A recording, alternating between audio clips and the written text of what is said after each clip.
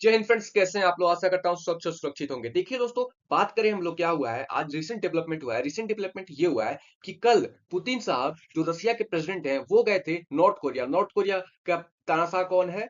Kim Jong Un नाम है, याद रखिएगा, ठीक है। ये रसिया और नॉर्थ कोरिया के बीच में एक नया अध्याय लिखने जा रहे हैं ये दोनों, ठीक है। अब बात करेंगे इस वीडियो में कि मैटर क्या करता है इनका जो ट्रेवल करके जाना वहां पे, पूरी दुनिया के लिए क्या मैटर करता है, और एक डेंजरस एग्रीमेंट्स हुए हैं उस एग्रीमेंट्स के बारे में। देखिए, रसिया के प्रेसिडेंट का बाकायदा पूरी तरीके से भव्य स्वागत हुआ। जो वहाँ की तानाशाह है नॉर्थ कोरिया का, किम जोंग उन, बाकायदा उसको रिसीव करने एयरपोर्ट तक पहुंचा और वहां से रेड कारपेट के साथ होते हुए पूरी तरीके से भव्य तरीके से रोड शो। बात करें हम लोग पुतिन साहब के बारे में, तो 24 साल बाद उन्होंने नॉर्थ कोरिया के सोइल पे अपना कदम रखा। इससे पहले जब वो विजिट किए थे तो 2000 ईस्वी में गए थे। 2000 में इनके पिता थे किम जोंग इन, जो कि नॉर्थ कोरिया के तानाशाह, रिसेंट तानाशाह किम जोंग उन के पिता थे। तो उनका ये लास्ट विजिट था। बात करें हम लोग क्या हुआ है, तो पहला एग्रीमेंट जो हुआ है, अनकंडीशनल सपोर्ट देने का बात की जा रही है। किसने बोला है? नॉर्थ कोरिया के लीडर ने बोला है। उसने क्या बोला है? उसने बोला है कि रसिया आपके ऊपर कोई अटैक करता है तो हम आपको अनकंडीशनल सपोर्ट देंगे, एड्स देंगे, मेडिकल एड्स देंगे, वेपन एड्स देंगे, हथियार देंगे। ये हुई बात। और बाद में इन्होंने अपना अपना जो म्यूचुअल अंडरस्टैंडिंग होती है, उन्होंने बातें शेयर की है, कुछ जो रिलेटेड ट्रेड्स वगैरह बातें की है, उन्होंने ट्रेड्स की बात की। और बाद में उन्होंने ये भी याद दिलाया कि रसिया ने ये भी याद दिलाया कि तुम मेरा हम तुम्हारा एक बार पहले साथ दे चुके हैं, अब तुम हमारा हमारे ऊपर कोई विपत्ति आएगी तो तुम मेरा साथ दोगे। रसिया ने याद दिलाया कि 1961 का ट्रीटी, दोस्तों ये वही ट्रीटी है जिसमें सोवियत यूनियन के आने की वजह से ये ट्रीटी को अच्छे तरीके से अध्याय मिला। इस ट्रीटी को अच्छे तरीके से शांति हुआ, इसी ट्रीटी ने पीस लाया।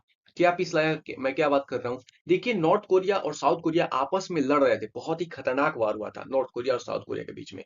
तो उसी में शांति स्थापित करने के लिए सोवियत यूनियन का बहुत बड़ा रोल था उस समय। और उसी समय भारत के जो पीएम थे जवाहरलाल नेहरू, उस समय उसी समय से उन्होंने एक पॉलिसी लाया, क्या? Neutral policy. और वो न्यूट्रल पॉलिसी इस बार में भी अपनाया गया था, और ये न्यूट्रल पॉलिसी की वजह से आज तक ये हम लोग न्यूट्रल पॉलिसी अपनाते हुए आ रहे हैं। तो ये रसिया ने याद दिलाया कि भाई तुम्हारा मैंने एक बार साथ दिया हुआ है, अब तुम मेरा साथ दोगे अगर विपत्ति आई तो।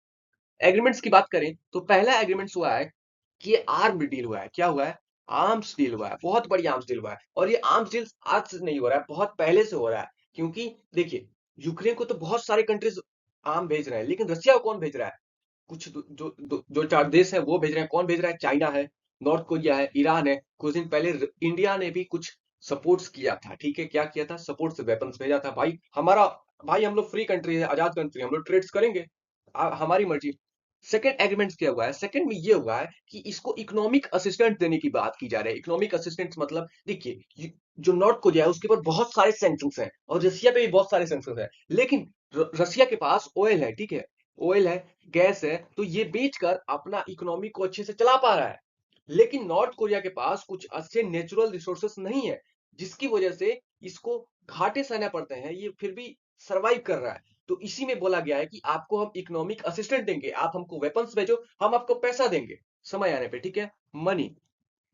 थर्ड एग्रीमेंट हुआ है दोस्तों, science and technology in nuclear.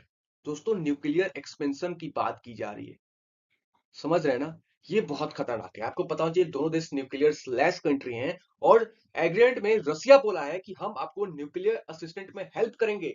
Already इसके पास न्यूक्लियर है, लेकिन न्यूक्लियर आर्सेनल बढ़ाने में, न्यूक्लियर वेपन्स को अपग्रेड करने में, न्यूक्लियर पावर सिस्टम बनाने में हम आपको हेल्प करेंगे, न्यूक्लियर पावर प्लांट लगाने में हम आपको हेल्प करेंगे। तो सोचिए, ये बहुत बड़ी, ये जो तीसरा जो एग्रीमेंट है ना, बहुत बड़ा एग्रीमेंट है, इससे पूरी दुनिया को डरना चाहिए। और बात करें हम लोग तो ये जो देश है ना, ये सैंक्शंस है और ये आपस में हेल्प करेंगे। और हेल्प नहीं करेंगे तो फिर बचाएगा कौन दोस्तों? रसिया के ऊपर आज नहीं तो कल, देखिए, अगर ये वार रुका नहीं ना तो रसिया के ऊपर सारे देश मिलके अटैक कर देंगे, और बहुत बुरा होगा। और उस समय वार बहुत बड़ा हो जाएगा। तो हमें उम्मीद है कि यहाँ पे पीस लाया जाए।